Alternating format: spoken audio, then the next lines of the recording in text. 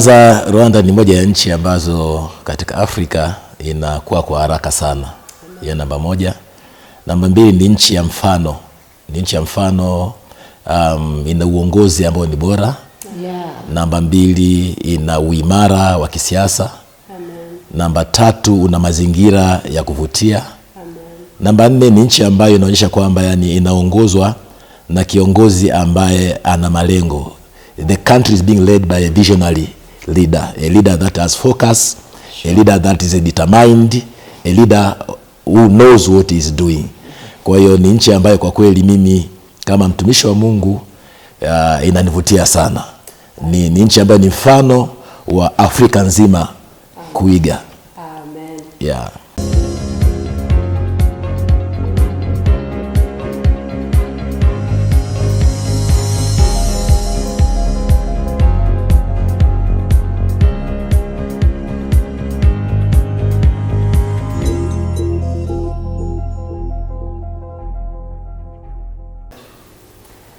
Turabasuhuje mwese bakunzi ba Team TV, esashimwe Kristo yazakuzwe, muraho muramahoro, hobe ndabahobeye mwese, hashize igihe kinini nari mbakumbuye, nziko nanjye muhumbuye, ubwo bankumbuye mu kanya ndi ubone icyo mumbwira, ariko na benshi babimbwira cyane yuko muhumbuye, rero nanjye menye ko bakumbuye kandi abahobeye cyane. Rero amahoro y'Imana abane namwe abe kuri mwese, kandi nshimye Imana cyane ko twongeye kuba imbere yanyu n'imbere y'Imana turi amahoro, namwe ndahamya ko muri amahoro, ariyo mpamvu muri buze kubona iki kiganiro. Rero iminsi yarishize ni amahoro, ibyo twacamo byose, ibyo mwaciye ibyo naciyemo, ariko icy'ingenzi ni uko twese turi amahoro, kandi icy'ingenzi kibirimo ni uko tugifite umutima ushima Imana. Uyu munsi rero ni mushya, ni umunsi mushya, ni umunsi utarigeze ubaho, ni umunsi utazongera no kubaho ikindi gihe. Imana rero yabuturemeye kugira ngo tunezerwemo, rero muze dufatanye tunezerwemo. Ngira ngo muranzi, turamenyeranye, abatanzi nibo ngiye kwibwira. Nitwa Umuganwa, nitwa Jolie, nitwa Kamikazi, nitwa amazina yose yo muzi data yampaye n'ababyeyi bampaye. Hanyuma nkaba naragira ubuntu bwo gusigwa amavuta y'intumwa. Ndi intumwa hano ku isi, nyine niko kazi ko ndimo nkora, naratumwe na Kristo kugira ngo ngeze kuri benshi ubutumwa bwiza. Ndi intumwa ye, ndi ambassador w'ijuru, namwe mwese nzi ko harimo nyine bamwe ngo tumeze cyo kimwe, ndetse twese dufite mission yatuzanye kuri iyi si, ndahamya ko ari twese. Rero ndagira ngo mbabwire yuko uyu munsi ntaje jyenyine, ntabwo naje jyenyine, naje mbazaniye abatumirwa. Aba batumirwa uyu munsi mugiye kumva indimi nyinshi zigiye kuvugirwa hano, si Icyongereza, si Ikinyarwanda, n'izindi zo nababwiye, ariko ni ukuvuga ngo nari mbakumbuye, ndavuga ngo sinze na jyenyine, ahubwo mbazaniye n'abashyitsi kugira ngo tumarane urukumbuzi. Muri buze no kumenya intego nyamukuru itumye n'abakiriye abashyitsi. Munyemere rero mpindureho ururimi gato kugira ngo nshobore kubakira abashyitsi. Murakoze cyane. Ariko nanatangira mbabwira Ikinyarwanda. Turabakiriye cyane bakozi b'Imana. Murakoze cyane. Karibuni sana ndugu wapendwa. Hapa nimekaa na ndugu zetu kutoka nchi nyingine, sitaitaja, wao watasema wenyewe. Kuna nchi nyingine na kuna nchi nyingi zinaongea lugha ya Kiswahili, kwa hiyo sitasema ni nchi hii, wao watasema wenyewe. Mama, nakukaribisha katika jina la Yesu. Asante sana. Naomba jitambulishe ili watu wapate kujua wanaongea na nani, wanamuona nani mbele ya video, maana wanaona mtu mzuri tu lakini hawamfahamu. Karibu sana. Kwa majina naitwa Senior Pastor Christine Mbelwa kutokea Tanzania, Dar es Salaam. Nachunga kanisa Valley of Life Ministries International. Tumeitwa kuinua jeshi la waamini, lakini pia ni mwimbaji wa nyimbo za Injili. Tabidi tuimbie kaimbo kamoja kadogo tu. Hallelujah. Tuweze kujua kweli wewe ni mwimbaji au. Wow. Ninakupenda Yesu, ninakupenda Yesu we. Wow. Thank you so much. Asante sana mama mpendwa. abatumva urwo rurimi aratubwiye ati nitwa Christine Mbelwa, akaba ari we mushumba mukuru w'itorero ryitwa Valley of Life Church. It is called to raise an army of believers. Valley of Life Church ni urusengero rwahamagariwe kuzamura navuga nk'igikundi cy'abasirikare b'ijuru bagamije kuinua jeshi la waamini. Yes. Rero turamwakiriye cyane. Murakoze cyane. Karibu baba. Asante sana. Nashukuru. Asante.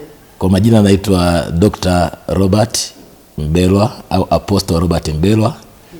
Mimi ni mwanzilishi wa kanisa la Valley of Life Ministries International Worldwide, na vile vile ni senior lecturer kwenye chuo cha udaktari, kimoja chuo cha daktari nchini Tanzania.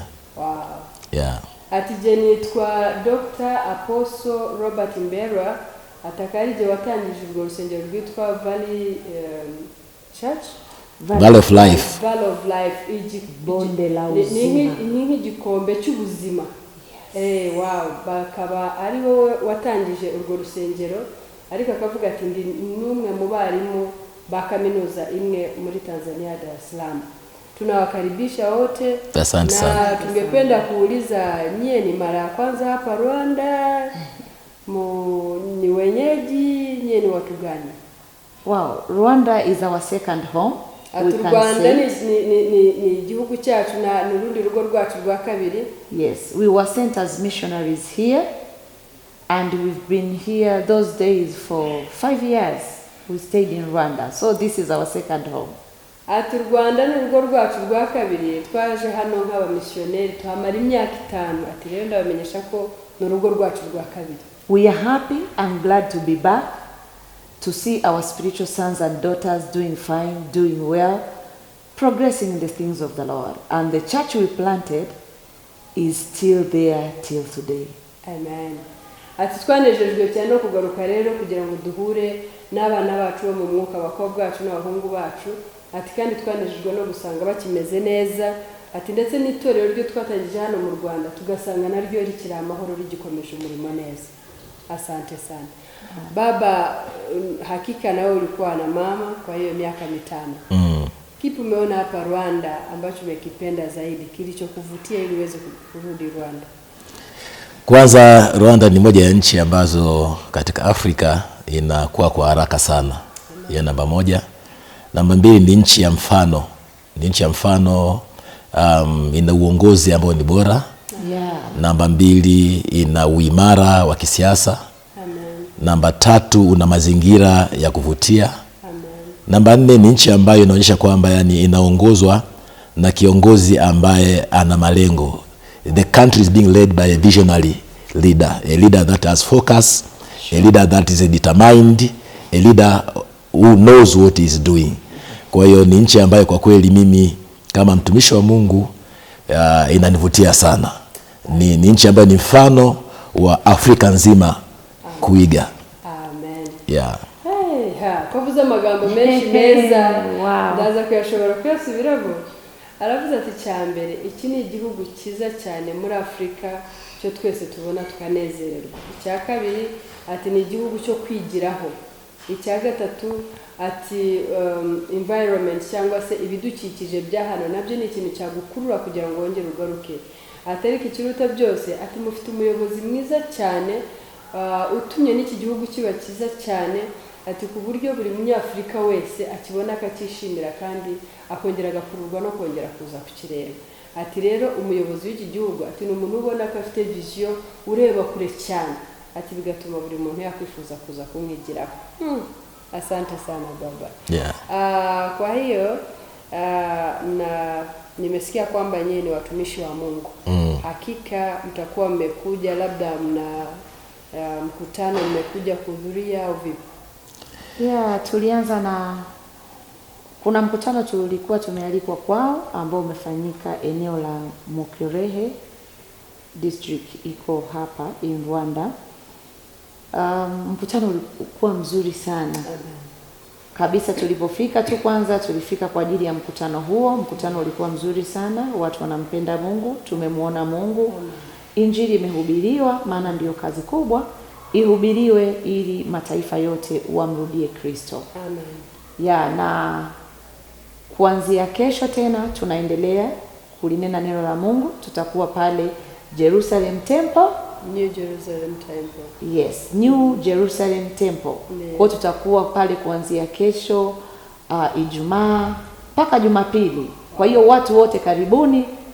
Yesu Kristo ni Bwana. Amen. Amen.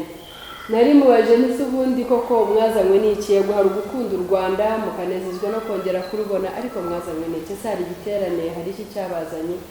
Bati nibyo koko hari giterane twadufite twakoreye Kirehe mu karere ka bati twari Kirehe, hari urusengero hari rwo bari bahamagawemo bahavugira ubutumwa bwiza. Ati twabonye abantu bo mu Rwanda bakunze Imana kandi bayubaha, ati kandi ubutumwa bwaravuzwe. Ati ndetse n'ejo guhera ejo tuzaba turi Kanombe hano haruguru ya King David urusengero rwitwa New Jerusalem Temple.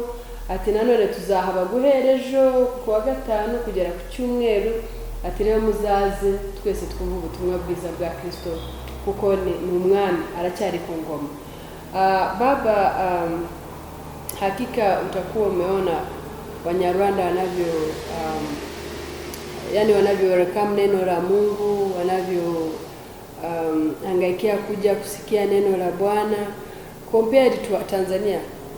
Tuseme ningependa nikuulize, unaweza ukatofautisha Ukristo wa Tanzania na Rwanda au ni kitu kimoja? Nachoweza kusema kwamba binadamu wanafanana. Wakristo wa Tanzania na Wakristo wa Rwanda, kwangu mimi sioni kama kuna tofauti kubwa. Naona kama wote wana kiu ya kumfahamu Mungu. Amen. Wote wanahitaji kuwa na watumishi ambao ni sahihi. Amen. Kwa ajili ya kuifanya kazi ya Mungu ambayo imetumwa katika maisha yao. Yeah. Nachoweza kusema tu ni kwamba kama taifa la Rwanda tunahitaji watumishi ambao wana maono, watumishi ambao wanamjua Mungu. Yes. Watumishi ambao wako kwa ajili ya Mungu, ambao wametumwa kwa ajili ya kubadilisha maisha ya Wanyarwanda. Tunahitaji watumishi ambao wanalijua neno na njia za Mungu. Watu wamechoka, wamepigwa sana na shetani. Kwa hiyo tunapokuwa na watumishi ambao hawajui wanachokifanya, wanaleta maumivu sana kwa mwili wa Kristo. Kwa hiyo wito wangu tu ni kwamba sisi kama watumishi wa Mungu inabidi hakika tumjue Mungu namba moja. Namba mbili, tuweze kumwakilisha Mungu aliye sahihi. Amen. Kwenye maisha ya watu. Amen. Yeah. Nari mubaje ntese mukozi w'Imana, urebye usesenguye ubukristo bw'Abanyarwanda n'ubw'Abatanzania ubona ari kimwe cyangwa ubona hari itandukaniro? Ambwira ati abantu bose icyo nabonye nuko bose ari bamwe. Ati cyane icyo nabonye kuba Kristo bo mu Rwanda n'Abatanzania bose bafite inyota n'inzara ijambo ry'Imana. Ati naho mvugira ngo mu by'ukuri dukeneye abakozi b'Imana bavuga ijambo ry'Imana uko riri, kubera ko Satani yakubise abantu, yarabababaje, abantu baciye muri byinshi cyane. Ati rero nayo mpamvu uvuga ngo dukeneye abakozi b'Imana ba nyakuri bavuga ijambo ry'ukuri, bahagararira Imana, akaba ambasaderi beza mu isi nk'uko Imana ikeneye ko bayikorera uko bikwiriye mu kuri no mu mwuka. Ati kugira ngo abantu bamenye Imana, basobanukirwe ijambo ry'Imana, barushaho no gukunda ijambo ry'Imana. Tuva ari ikintu cyiza cyane. Ati rero abakozi b'Imana namwe ndanabakangurira ko dukwiye kuvuga ijambo ry'Imana uko riri, ntiturihice hirya no hino. Ndumva namushimira katubwiye ijambo ryiza cyane. Rero icyo nifuzaga ni ukugira ngo tubamenye, hanyuma nitumara kubamenya tuze kubona kumenya ngo abantu bo twakiriye ni bantu ki, ese bameze bate, bakoreye Imana mu gihe kingana gute. Icyo nicyo kibazo ngiye kubabaza dusoza, kugira ngo tumenye neza ngo ni bantu ki dukoreye bo twakiriye muri rivuga butumwa muri iki gitondo. Ningependa niwaulize mmeanza lini kumtumikia Mungu kama watumishi wa Mungu? Katika utumishi, kila mtumishi huwa anaanza kuwa kama mfuasi. Kwa hiyo tumeanza hii safari kama mimi kama wokovu ni miaka ya 90. Lakini ili kuanza kutumika ile rasmi kama mfuasi au mtu anayejifunza mambo ya Mungu ni mwaka 2000. Mwaka 2009 ndo nikatiwa mafuta ya kuwa mtumishi wa Mungu kwenye huduma moja kubwa huko Tanzania. Mwaka 2010 nikatumwa kuja kupanda kanisa Rwanda. Kwa hiyo nilipanda kanisa la kwanza nchi ya Rwanda katika mji mkuu wa Kigali. Nilifanikiwa sana kunyanyua watu kiroho, kiuchumi, kimaadili, kitaaluma na haswa katika ndoa. Baada ya miaka 5 ya kufanya kazi Rwanda, nikarudi Tanzania mwaka 2014 mwishoni, ndio nikafanikiwa sasa kuanzisha huduma yangu mimi mwenyewe ambayo inaitwa Valley of Life Ministries International. Kwa hiyo nimekuwa Dar es Salaam, huu ni mwaka wa 8 katika huduma ambayo Mungu ameniita ya kuinua jeshi la waamini au watu wenye mguso katika maeneo yote ya maisha. Na katika miaka 8 nimeona Mungu akiinua watu, akibariki watu kiuchumi, kiroho, kimasomo, kindoa na katika maeneo yote ya maisha. Kwa hiyo naamini ya kwamba vile vile ujio wetu Rwanda majira haya ni kwa ajili ya kugusa maisha ya watu kiuchumi, kugusa maisha ya watu kiroho, kugusa maisha ya watu kimaadili na vile vile kimahusiano au ndoa katika jina la Yesu Kristo. Amen, amen. Ndamubaje ndetse watangiye ryari gukora uyu murimo w'Imana? Arambwira ati nakijwe mu myaka ya 90 ariko natangiye neza kwiga no gukurikira neza ibya data muri 2000. Ati rero nakomereje aho ngaho ngeraho muri 2004 ndume wa 2009 2009 nibwo yasizwe amavuta yo gutangira gukorera Imana atavangira. Aravuga ati rero 2010 naho Imana yantumye mu Rwanda, nangize umurimo w'Imana hano mu Rwanda. Ati kandi nabonye ukuboko kw'Imana, Imana yahagaranye nanjye, mfasha abantu benshi bashobora kuzamuka mu buryo butandukanye, ariko cyane cyane njyewe nsa naho natumwe ku musozi wo gufasha abashakanye, gufasha amakouple. Ati kandi nabonye ukuboko kw'Imana. Ati nyuma y'aho ngaho nasubiye Tanzania, maze imyaka 8 natangiye itorero ryanjye. Ati ariko data banye nanjye, hagaranye nanjye, mbonye ukuboko kw'Imana ifasha abantu mu buryo butandukanye, kubazamura mu buryo bw'imibereho, buryo bw'urushako, guhagarara neza, mbese mu buryo bwose. Ati mbonye ukuboko kw'Imana. Rero abifatanyije n'umugore we. Nibaza ko icyo gihe tutavuga ngo wowe urabyumva ute, wabibonye ute, ariko mu by'ukuri ndababwira ngo aba ni abakozi b'Imana bagiye bafitiye ubuhamya. Twabanye muri Tanzania dukorana umurimo w'Imana muri urwo rusengero rwo twari turimo muri Mwanza. Twabonye ukuboko kw'Imana, ndetse icyo gihe gihe nari umuririmbyi mfatanyije na Madame Christine, Pastor Christine, ariko nyine gihe yaransize. Ubu nyine ni star, ubu nicaranye n'umusitari afite indirimbo nziza cyane. Nabakumbuza kumva, mugiye kuri YouTube mukareba Christine Mbelwa muzabona indirimbo nziza cyane, nziza cyane. Kandi ikindi cyo mbaziho amavuta yo gufasha abashakanye. Umuntu wese wazifuza kugira icyo ababaza, muzagere kuri iyo channel ye, muzahasanga n'inomero zabo ku buryo mwajya mubavugisha. Ariko ndabakumbuje ababishoboye mwese, guhera ejo kuwa 4 twabana nabo kugera ku cyumweru muri New Jerusalem Temple i Kanombe haruguru ya King David. Umuntu waba ushatse kugira ngo tuzabane, nomero yanjye ngira ngo abenshi tuyiziranyeho, cyangwa muri buze kwibona aho hasi, cyane nayibabwira ko ari 0788 69 03 Imana ibaha umugisha. Nje numva n'abakiriraga abashyitsi kugira ngo mubamenye, ndetse nabumva bifuje kuzabana n'abejo tuzabane, kubera ko ni abantu b'umugisha twakiriye muri iki gihugu cy'u Rwanda. Bumvise ko bahabaye imyaka 5, numvise ubuhamya bw'imirimo data bakoresheje muri iki gihugu. Numva genanejejwe cyane no kongera kubabona, no kuza kongera kwicara imbere yabo nkagira icyo mbumvaho, ndetse nabo banejejwe cyane nanjye ko igihe twabanye turi bato, ariko uyu munsi Imana yagiye tuzamura mu buryo bumwe cyangwa ubundi, ku buryo twanezerewe kubana nabo. Rero ndabakumbuza kugira ngo muzabone message zabo.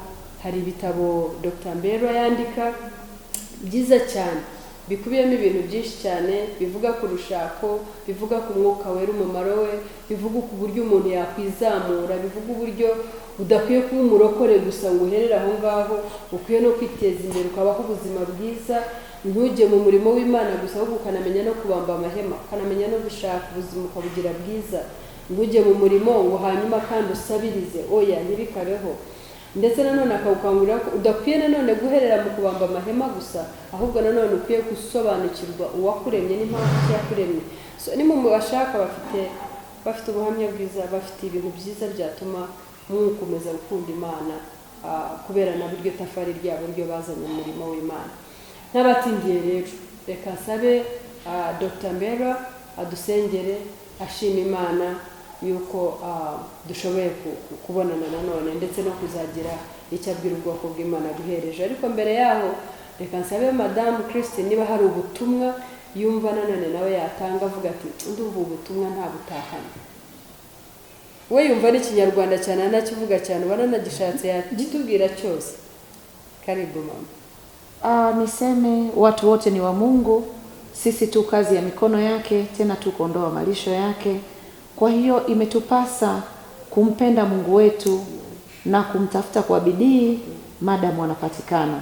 Tukutane kuanzia kesho New Jerusalem Temple, tutakuwa tukilinena neno la uzima. Mungu atakuwepo akihudumia watu mwenyewe, akiponya, akifungua, akirejesha, akibariki na kubadilisha maisha. Karibuni wote, tumtukuze Mungu pamoja siku ya kesho. Amen. Shalom. Amen. Ati rero je nababwira ngo twese turi abantu b'Imana, twahamagawe n'Imana kugira ngo dukore umurimo w'Imana. Ati rero nabashishikariza ko mwese abazabishobora muzaza tukabana ejo tuzabona ukuboko kw'Imana iyo minsi yose kugera ku cyumweru, tuzabona Imana izamura, tuzabona Imana ikiza, tuzabona Imana kuko Imana dusenga irumva kandi irahari. Tuyishake rero igishoboka kuboneka, kandi numva ko icyo gihe cyose tuzabana hari icyo tuzahakura kandi tuzongera kutwubaka mu buryo bw'umubiri n'ubw'amwuka.